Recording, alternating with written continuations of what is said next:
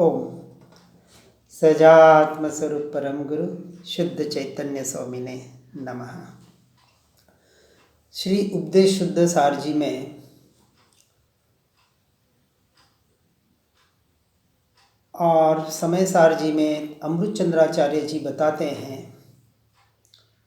अक्षर से शब्द बने, शब्द से वाक्य बने, वाक्य से शास्त्र बने। इनमें हमारा कुछ भी नहीं है। और सीधा सा अर्थ इसका यही है, जब तक अक्षर है, अर्थात आत्मा को अक्षर भी कहा जाता है। इसका कोई अर्थ नहीं है, सिर्फ है। लेकिन अ से अनार या अ से अनानास या अ से और कोई शब्द बन जाए तो उसका अर्थ बदल गया। और अर्थ का अनर्थ करने में हम बड़े माहिर होते हैं। एक शब्द के, संस्कृत शब्द के 25, 30, 40 अर्थ निकलते हैं। और सभी जब अपने अपने मत के अनुसार, अपने अनुसार उस शब्दों का अर्थ पकड़ के, उस पर हट पकड़ के बैठ जाते हैं। इसलिए कहा शब्द धर्म नहीं है, शास्त्र धर्म नहीं, क्योंकि शास्त्र कुछ जाने नहीं। और शास्त्र भिन्न अने ज्ञान भिन्न। शास्त्र का ज्ञान से कोई लेना देना नहीं है। बाहर के सारे सृष्टि का ज्ञान हो जाए, केवल ज्ञान हो जाए, अर्थात बाहर के 3 लोक 3 काल ज्ञान स्वभाव में झलक जाए, ज्ञान में जानने में आवे, उसका कोई आत्मा से लेना देना नहीं है, अंश मात्र भी लेना देना नहीं है। और जीव इस बाहर के ज्ञान में अहंकार कर बैठा है, मैं मेरापना कर बैठा है, उसमें उलझ रहा है, शब्दों के अर्थों में अटक कर प्रयोजनभूत, अर्थ का अर्थ होता है प्रयोजनभूत, लेकिन प्रयोजनभूत तत्व को तो भूल जाता है और शब्दों के अर्थों में उसकी माया जाल में अटक कर भटक जाता है।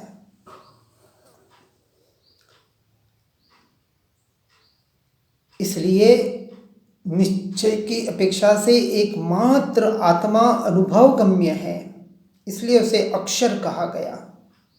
तथापि शास्त्र व गुरुपदेश द्वारा जो योग्य शब्द सुनने देखने में आते हैं, उनके अर्थ पर यदि सम्यक रूप से चिंतन मनन किया जाए, वाद विवाद के लिए नहीं, अपनी विद्वत्ता बताने के लिए नहीं,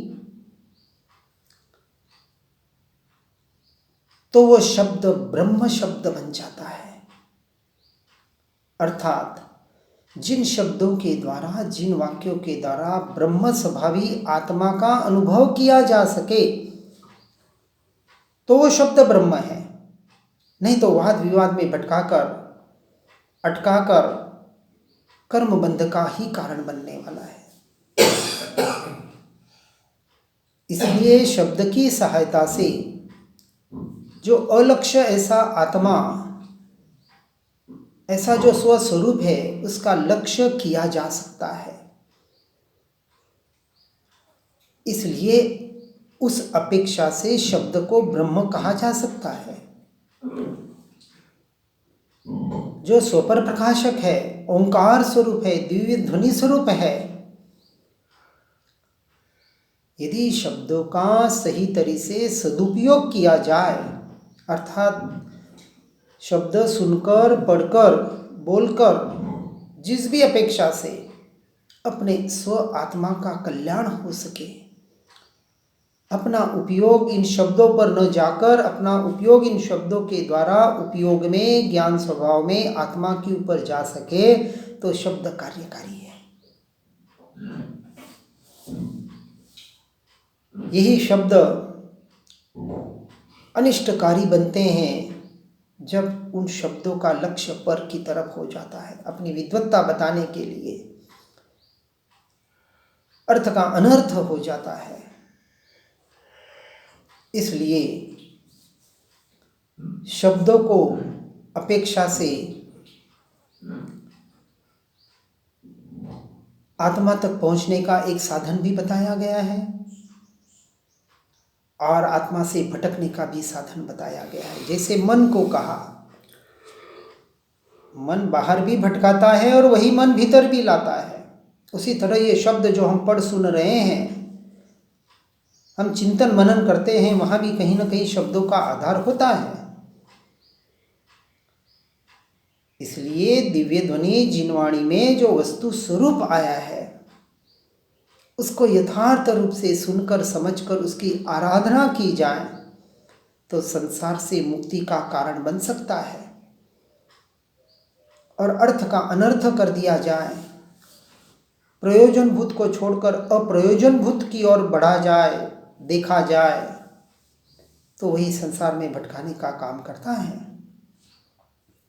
तो फिर प्रश्न आया, तो जिनवाणी और जिन वचनों का क्या सार है? तो गाथा 354 में 55 में बताते हैं कि जिनवाणी जिनेंद्र के वचनों का यथार्थ रूप से समझ लेकर, सत्य को समझना है उन शब्दों के द्वारा, उन शास्त्रों के द्वारा। उनका मनन करने से कर्मों को जीता जा सकता है और संसार परिभ्रमण से मुक्त हुआ जा सकता है। इसलिए जो शब्द, जो शास्त्र, जो वाक्य शुद्ध स्वभाव, ममल, निर्मल, शाश्वत स्वरूप और स्वभाव को बताने का प्रयास कराए, भेद ज्ञान और भेद विज्ञान के द्वारा वस्तु स्वरूप का बोध कराने में निमित्त कारण बने, ऐसे जिनेंद्र के वचन सत्य है, ध्रुव है और प्रमाण है। अन्यथा ये शस्त्र भी, इच्छामि दुक्कडम, ये शास्त्र भी शस्त्र कब बन जाएगा हमें स्वयं को पता नहीं चलेगा। ऐसे जिनवाणी के ज्ञान से अपनी आत्मा का ज्ञान होना, अपने स्वरूप और स्वभाव का लक्ष्य होना,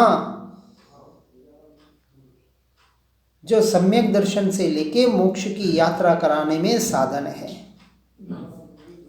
व्यवहार की अपेक्षा से, निश्चय की अपेक्षा से तो ज्ञान स्वभाव के अलावा और कोई साधन हमें मोक्ष में पहुंचा ही नहीं सकता। जो मेरे पास है, जो मुझे कहीं से लेना नहीं है, किसी को देना नहीं है, लेने देने की वस्तु नहीं है ज्ञान। ये जो ज्ञान दिया लिया जाता है वो तो जड़ है, पुद्गल है। मेरा ज्ञान जो मुझ में है, जो परिपूर्ण है, जो अनंत है, जो मेरी संपदा है, जो आज दिन तक मुझसे कोई छीन नहीं सकता, किसी की ताकत नहीं है इस तीनों लोक में कि मेरे ज्ञान स्वभाव को, मेरे अनंत गुणों के इस वैभव को अंश मात्र भी कोई छीन सके। ऐसी मेरी अद्भुत शक्ति, और इस अद्भुत शक्ति का निर्णय कराने वाले ये शास्त्र, सतशास्त्र, ये वाक्य, ये शब्द, इसलिए अपेक्षा से उपकारी है। कब उपकारी है? यदि उनका यथार्थ रूप से सदुपयोग किया जाए तो, नहीं तो यही शब्द अनर्थकारी बन जाते हैं, अपकारी बन जाते हैं। इसलिए इनका सम्यक उपयोग करना है या मिथ्या उपयोग करना है, ये हर जीव के हाथ में है। जो आत्मा मैं शुद्ध चिदानंद मूर्ति, उसकी रुचि कराकर और राग तथा व्यवहार की रुचि को छुड़ाकर, दो बात बता रहे हैं, आस्ति से और नास्ति से बराबर समझना।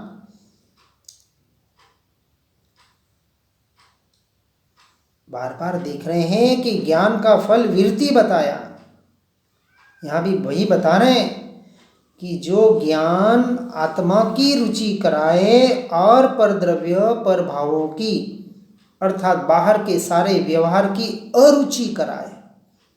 जब तक बाहर अरुचि नहीं हो रही है तब तक समझना मुझे अपनी आत्मा की रुचि नहीं है, भले आत्मा की बातें कितनी भी कर ले।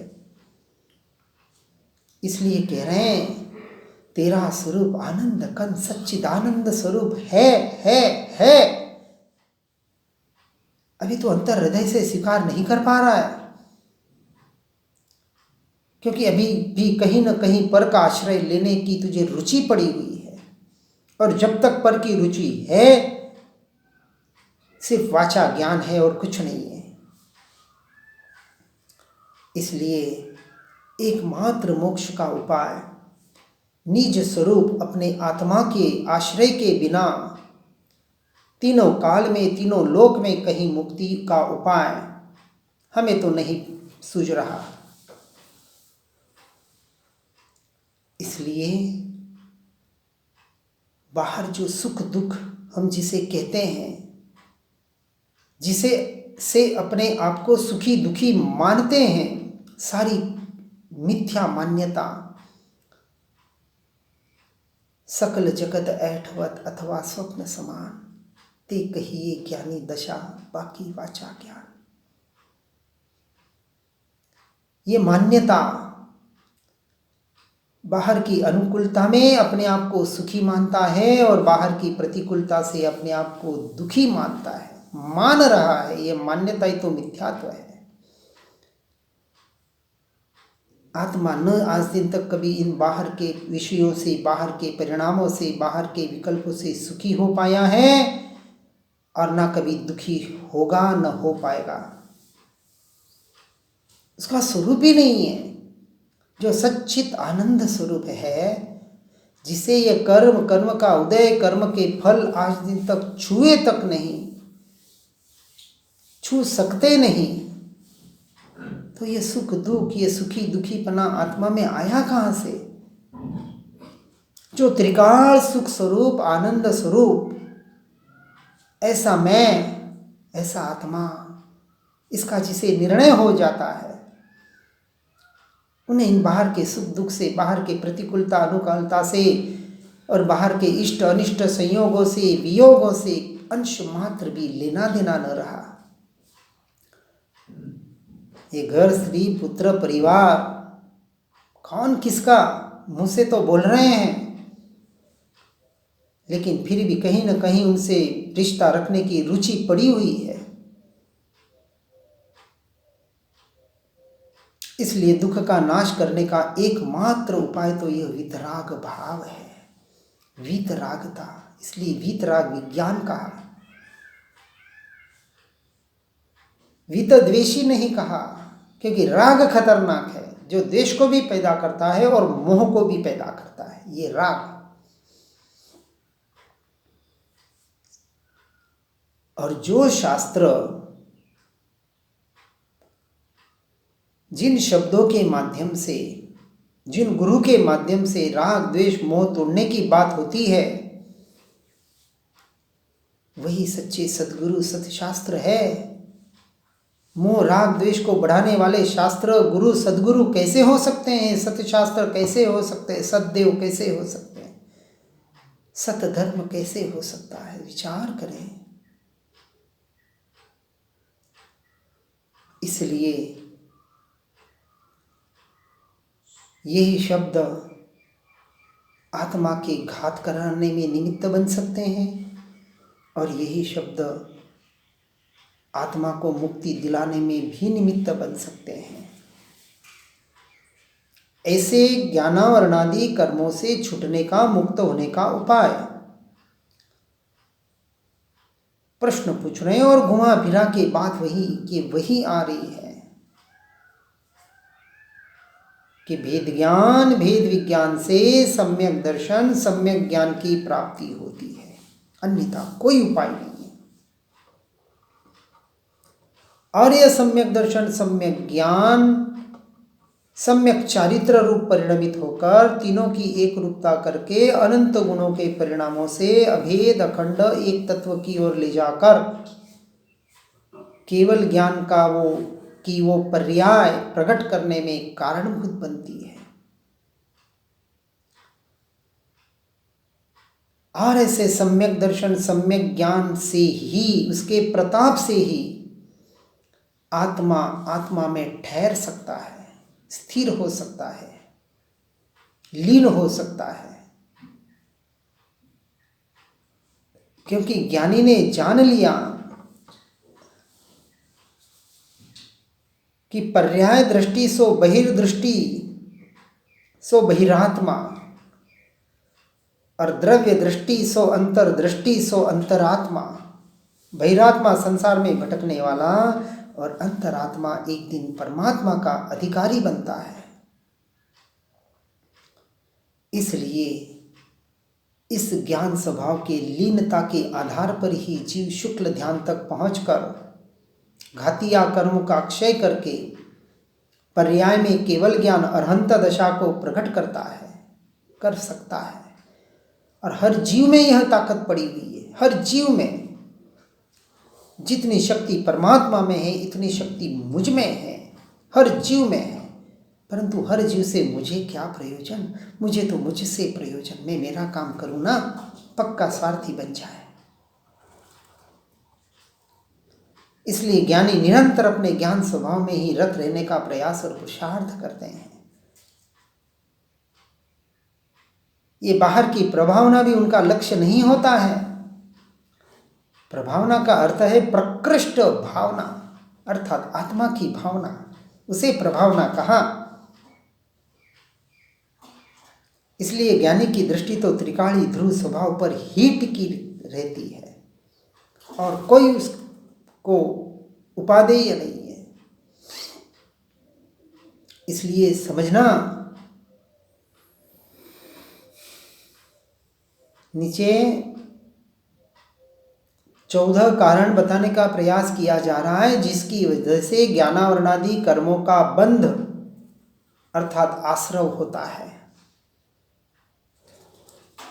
1, ज्ञान स्वभावी आत्मा की अरुचि तथा पर पर्यायों में, पर द्रव्यों में, पर भावों में रुचि होना, ये कर्म बंध का कारण। फिर कहा भेद विज्ञान को महत्व नहीं देना और पर पदार्थ को महत्व देना। अब देख लेना हम कहाँ कहाँ अटक रहे हैं। फिर तीसरी बात बताते हैं, ज्ञान की साधना अर्थात ज्ञान स्वभाव की स्थिरता की जो साधना बताई जा रही है और कोई क्रिया नहीं और कोई यहाँ दूसरी बात नहीं है। इसी में सामायिक प्रतिक्रमण प्रत्याख्यान जो भी कहें सब कुछ आ गया। और ऐसी ज्ञान साधना में और व्यवहार स्वाध्याय सत्संग के द्वारा निश्चय स्वाध्याय और सत्संग, स्व का अध्याय और सत्स्वरूपी आत्मा का संग करने में प्रमाद करना। तो भीतर के स्वाध्याय सत्संग के लिए भी बाहर का स्वाध्याय सत्संग उतना ही आवश्यक है जो अपने स्वरूप और स्वभाव की ओर लक्ष्य कराए। फिर आगे बताते हैं, ज्ञानियों से ईर्ष्या भाव रखना। आज ज्ञानियों में झगड़े हो रहे हैं और झगड़े हो रहे हैं वो वास्तविक ज्ञानी है ही नहीं है। पहली बात तो जितने भी सच्चे ज्ञानी हुए अपना काम करके गए, उन्होंने लोगों के लिए अपना जीवन व्यर्थ नहीं किया, अपने लिए। फिर साथ में स्वार्थ और परमार्थ हो जाए वो बात अलग है, अपने अपने उदय है वो। ऐसे बाहर के परिणामों को ज्ञानी पुरुष हेय मानते हैं, उपादेय नहीं मानते। इसलिए 5वीं बात बताते, ज्ञान के प्रकाश में विघ्न करना। 6ठी बात, उत्तम ज्ञान सत्य वस्तु स्वरूप से भी अपने आप को दूर रखना, अपने आप को हीन दीन मानना। फिर 7वीं बात, ज्ञान होते हुए भी आलसी प्रमादी भीरू रहना। आगे ज्ञानियों का निरादर करके ज्ञान के प्रकाश को रोकना, सत्य ज्ञान का मिथ्या युक्तियों से खंडन करना। सत्य बात हो तो उसका अस्वीकार करते हैं, स्वीकार नहीं कर पाते हैं। सारी दुनिया आचार खाती है तो हमें भी खाना चाहिए। किसने कहा? अभक्ष्य तो अभक्ष्य ही रहेगा, शाश्वत सत्य है।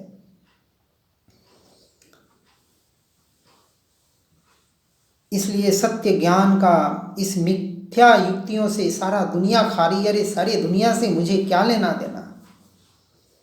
अनादर के साथ शास्त्र सुनना और वाद विवाद करना, ज्ञान की प्राप्ति में आलस्य रखना, शास्त्र बेचना अथवा प्रवचन करके धन संग्रह आदि करना, अपने ये क्षेपशम ज्ञान का उपयोग